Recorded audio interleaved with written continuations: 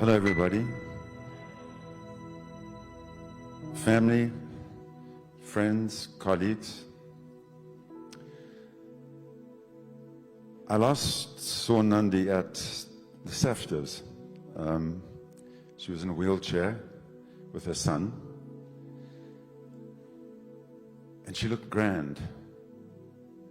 The point is that even a wheelchair couldn't keep her down. And I just got a whole lot of, somebody had sent me a whole lot of pictures that we were both in from the 1980s, and we looked back at ourselves. We looked a bit different, both of us. So if I go back, the first time I saw her was actually on the stage in one of the small theaters here. And she was in Ina Mhlope's play, Have You Seen Zandile? And I sort of, it was a long time ago, and I have a vague memory of the play. It was about a young person who was separated from the grandmother that she loved and sent into a kind of exile. And had, well, first of all, she was so beautiful on stage. She wore this big hat in the, sort of like a sun hat in the play. But she wasn't just beautiful. There was immense, immediately I felt there was a strange combination of a vulnerability and a strength.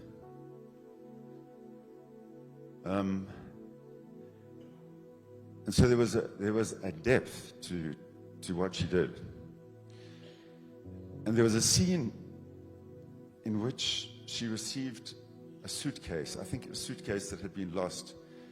And it was either, she opened it and in it were either her own possessions or her grandmother's possessions. But boy, did she move me. And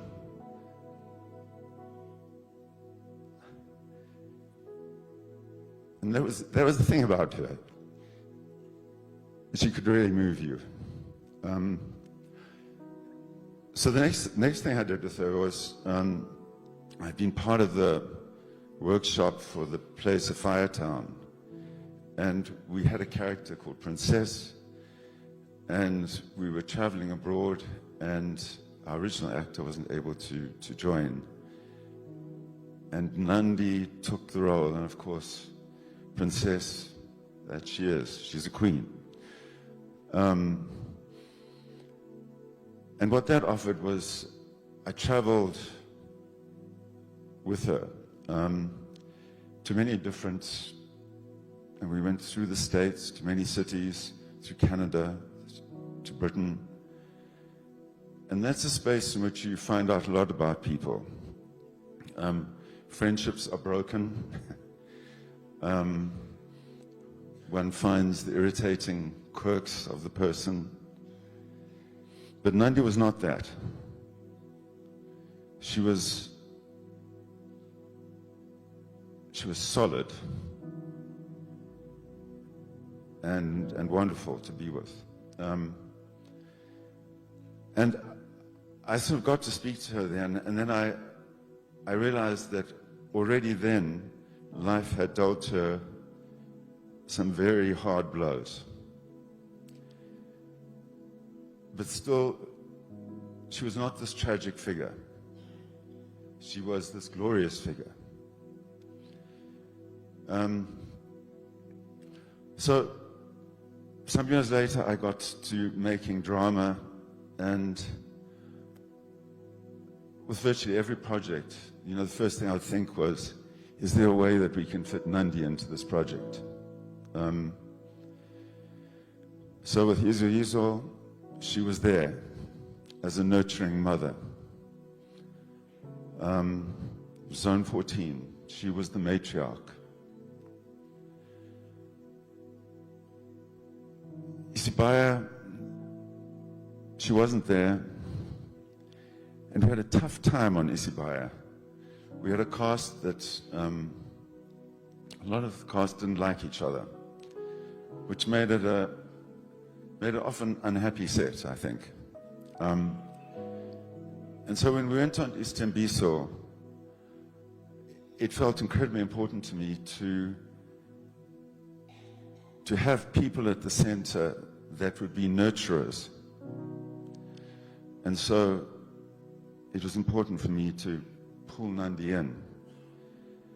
And we had very young actors there, who were sort of starting out. They behaved badly, sometimes, not all of them, and not all the time. But Nandi took them in hand. She would, we were working 5 days, 6 day weeks, and she would offer her Saturdays to work with these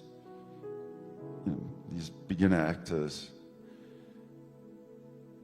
and teach them both how to deal with the huge attention that comes with television, but also the skills of really being a great actor.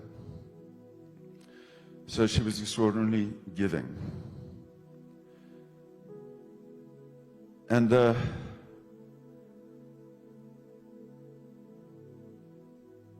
Nandi always presented this great side until she was really, her back was against the wall. And she would call me. And there were times when it felt like she was going to be on the street, she was losing her house. So as the speaker before me said, as great an actor as she was, it didn't protect her from a tough world. And when Mary Twala died, I thought, who on earth will I cast if I want that sort of person? I can't think of anybody. I felt the same with Connie. I feel the same with Nandi. I can't think of a person with that combination of vulnerability and strength, that sort of queen.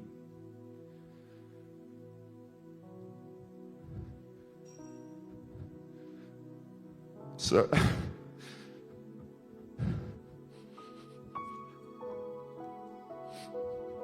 sadness was, in fact, she was one of the first people